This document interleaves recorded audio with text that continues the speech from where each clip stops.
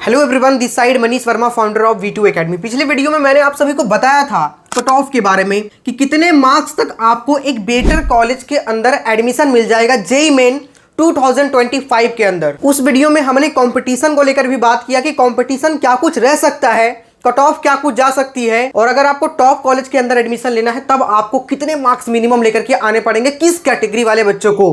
आज के इस वीडियो में मैं आपको कुछ इंपॉर्टेंट चैप्टर्स बताऊंगा। देखो, इसे माना तो जाता है कि एनटीए के द्वारा जो दिया गया पूरा सिलेबस है उस पूरे सिलेबस से क्वेश्चंस आपके पूछे जाते हैं, लेकिन कुछ कुछ चैप्टर ऐसे हैं जिसे आप कह सकते हैं कि एनटीए का थोड़ा सा फेवरेट चैप्टर है, जहां से हर साल क्वेश्चन आते ही आते हैं। मतलब अदर चैप्टर के कंपैरिजन में ये सारे चैप्टर जो मैं आपको बताने वाला हूं थोड़े से टॉप पे रखा गया है। मतलब वहां से क्वेश्चन आते ही आते हैं और जनवरी अटेम्प्ट में थोड़ा सा कम टाइम होता है। ठीक है, जनवरी वाला अटेम्प्ट जो फर्स्ट अटेम्प्ट होता है उसमें टाइम कम होता है। अप्रैल वाला में आपको 3 महीने का एक्स्ट्रा टाइम मिलता है। तो यहाँ पे जो सिलेबस आप थोड़ा ज़्यादा करके चले जाएंगे, लेकिन यहाँ पे आपके पास थोड़ा टाइम का बाउंडेशन होता है। इसलिए मैं जो चैप्टर आपको बताऊंगा उसको तो आपको पहले करना है, उसके बाद अगर टाइम बचता है तब आपको उन सभी चैप्टर पे जाना है। लेकिन सबसे पहले उसी चैप्टर को करके जाना है जो मैं आपको आज बताने वाला हूं। मैथमेटिक्स, केमिस्ट्री और फिजिक्स तीनों ही सब्जेक्ट के बारे में बात करेंगे।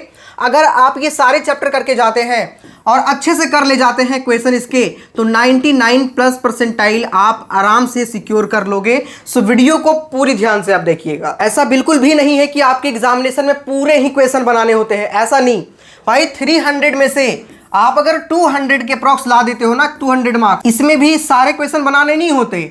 90 में से 75 बनाना होता है, और 75 में से भी अगर आप पूरा करोगे तो 300 मार्क्स हो जाएगा। 75 में से 50 to 55 क्वेश्चन अगर आप कर ले जाते हो, 50 to 55, तब आप 99 परसेंटाइल के अंदर आ जाओगे। ध्यान से समझना इस बात को आप। मतलब टोटल आपको 50 से 55 क्वेश्चन ही करके आना होता है एग्जामिनेशन में। इतने क्वेश्चन करके आ जाओगे, आप टॉप 1 परसेंटाइल के अंदर में रहोगे। ठीक है, सो सारी बातें हम समझते हैं एक एक करके। आगे हम आपके तीनों ही सब्जेक्ट के सारे चैप्टर बताने से पहले आपको बताना चाहेंगे, जो बच्चे अभी तक अपने प्रिपरेशन को सही तरीके से नहीं कर पा रहे हैं उसके लिए कई सारे बैचेज हैं जो कि अभी ऑफर में चल रहा है। ठीक है, टीचर्स डे का ऑफर है और बैचेज में बम्पर डिस्काउंट है। यहाँ पे आप देख सकते हैं अर्जुना जेईई हिंदी, जो हिंदी मीडियम वाले बच्चे हैं वो हिंदी अर्जुना जेईई ज्वाइन कर सकता है, जिससे आपका जेईई मेंस और एडवांस दोनों ही क्लियर होगा। मतलब दोनों ही साथ साथ पढ़ाया जाएगा क्लास 11th के लिए। तो ये हिंदी मीडियम वाला और ये इंग्लिश मीडियम वाला है जेईई 3.0। ये भी क्लास 11th के लिए, जेईई मेन और एडवांस के लिए है। 5300 का बैच आपको सिर्फ 2500 के अंदर मिल रहा है। ठीक है, जिसमें लाइव लेक्चर मिलेंगे, पीडीएफ नोट्स मिलेंगे, schedule test, all India test series, और साथ में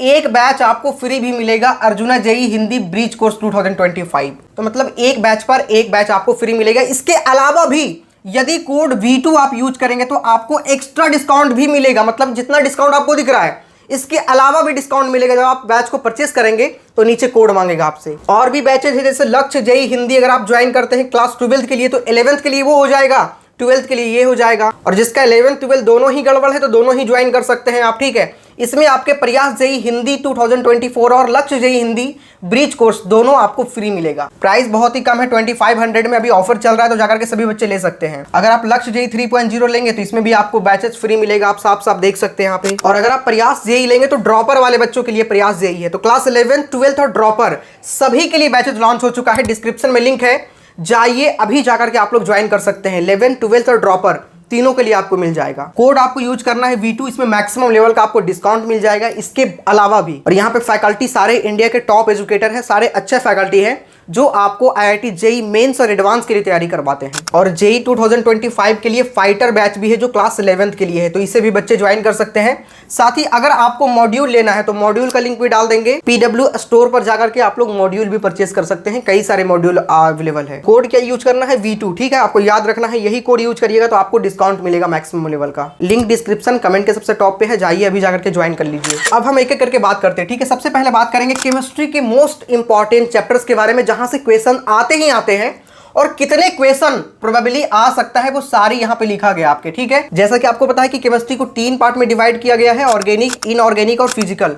तो ऑर्गेनिक में जीओसी आइसोमेरिज्म, जिससे 3 से 4 क्वेश्चन आप एक्सपेक्ट कर सकते हैं। हाइड्रोकार्बन से 1 क्वेश्चन। उसके बाद यहाँ पे कई सारे चैप्टर एक साथ कंबाइंड किया गया है। ठीक है, alcohol, phenol, ether, biomolecule, aldehyde, ketone, ये 3 चैप्टर है। इसमें से 3 क्वेश्चन तो भाई आप एक्सपेक्ट करके चल सकते हैं, ठीक है। दूसरी सबसे बड़ी बात मैं आपको बताऊं, देखो क्वेश्चन के लेवल के बारे में यदि हम बात करें कि क्वेश्चन का लेवल सबसे ज्यादा हार्ड कौन सा होता है तीनों में से, फिजिक्स, केमिस्ट्री और मैथमेटिक्स, तीनों में से सबसे हार्ड कौन होता है?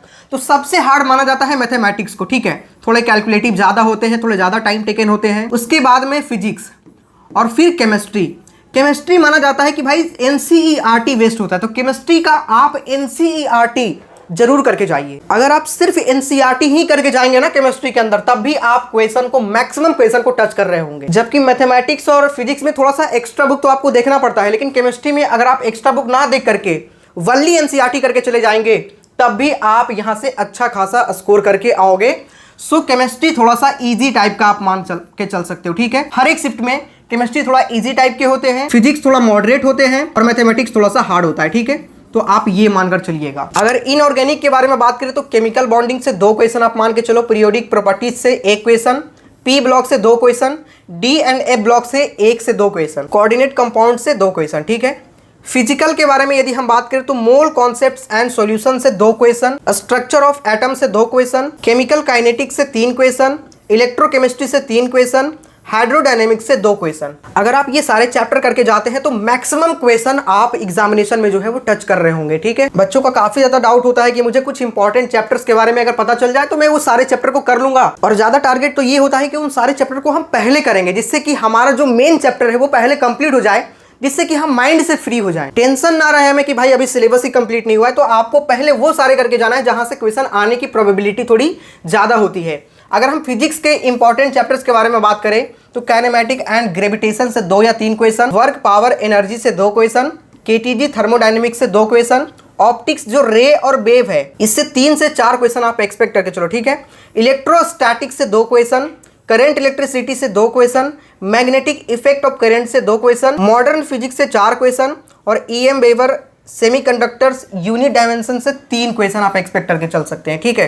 यहाँ पे देख करके तो लग रहा है कि बहुत ही कम चैप्टर हमने बताया, लेकिन भाई एक एक चैप्टर जो ऑप्टिक्स है ना, 3-3, 4-4 महीने तो भाई ऑप्टिक्स ही पढ़ाया जाता है, रे और वेव, इतना कुछ इसके अंदर पढ़ना होता है। वहीं अगर हम मॉडर्न फिजिक्स की बात करें तो अपने आप में एक बुक है ये। तो मैंने जो ये चैप्टर बताया ये आपको तो भाई बिल्कुल पहले कर लेना है, ठीक है। यहीं से काफी ज्यादा क्वेश्चन आपको देखने को मिलेगा। आगे बात करते हैं मैथमेटिक्स के बारे में। अगर हम मैथ्स के बारे में बात करें तो वेक्टर एंड 3D ज्योमेट्री, इससे आप 4 क्वेश्चन एक्सपेक्ट करके चल सकते हैं, ठीक है। वेक्टर एंड 3D ये 2 चैप्टर है। मैट्रिसेस एंड डिटरमिनेंट से 2 क्वेश्चन आप एक्सपेक्ट करके चल सकते हैं, ठीक है। सेट्स, रिलेशन एंड फंक्शन से 2 क्वेश्चन आप एक्सपेक्ट करके चल सकते हैं, ठीक है, 2 क्वेश्चन। स्टैटिक्स प्रोबेबिलिटी से 2 क्वेश्चन आप एक्सपेक्ट करके चल सकते हैं।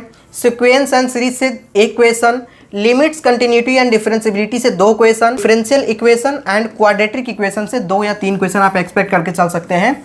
भाई ये आपको करके ही जाना, ये जो चैप्टर्स मैंने आपको अभी बताया है। वेक्टर से 3D ज्योमेट्री से क्वेश्चन बनते ही बनते हैं। मैट्रिसेज या डिटरमिनेंट से, मतलब कभी कभी इससे आ जाता है, कभी कभी इससे 2 क्वेश्चन आ जाएंगे, और कभी कभी 1 क्वेश्चन इससे, 2 क्वेश्चन इससे, इस तरह से आ जाते हैं, ठीक है। तो ये तो आपको करके ही जाना है। बाकी ये जो चैप्टर्स मैंने आपको बताया है काफी इंपॉर्टेंट चैप्टर से, प्रोबेबिलिटी, ठीक है, ये भी आपको कर लेना है काफी अच्छे तरीके से। 12th वाला जो प्रोबेबिलिटी है थोड़ा सा टफ है, लेकिन फिर भी आपको अच्छे से करके जाना है, जिससे कि 2 क्वेश्चन आए तो भाई छूटे नहीं, ठीक है।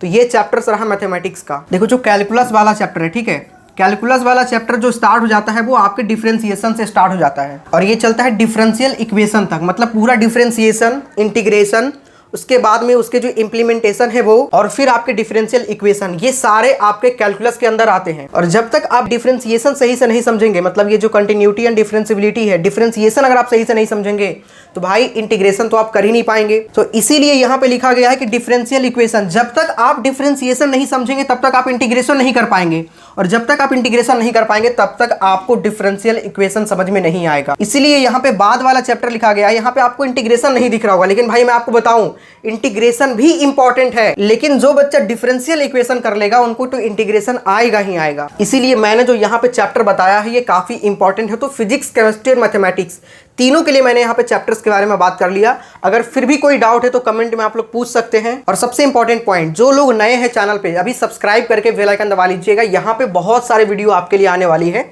आने वाले टाइम में, और हमने जेईई मेन 2025 से रिलेटेड कई सारे वीडियो ऑलरेडी बना दिया है, ठीक है। तो अगर आपने नहीं देखा है तो चैनल के अंदर जाइए, सारे वीडियो आपको मिल जाएंगे, जाकर के देखिएगा, उससे आपको बहुत सारी इंपॉर्टेंट चीजें जानने को मिलेगी, ठीक है। सो मिलते हैं नेक्स्ट वीडियो में, तब तक के लिए जय हिंद। और जो मैंने PW वाला बैच आपको बताया है, जाकर के सभी बच्चे परचेस कर सकते हैं। डिस्क्रिप्शन में लिंक उसका भी डाल देंगे। कोड कहीं भी मांगे तो V2 यूज करना, आपको मैक्सिमम लेवल का डिस्काउंट मिल जाएगा।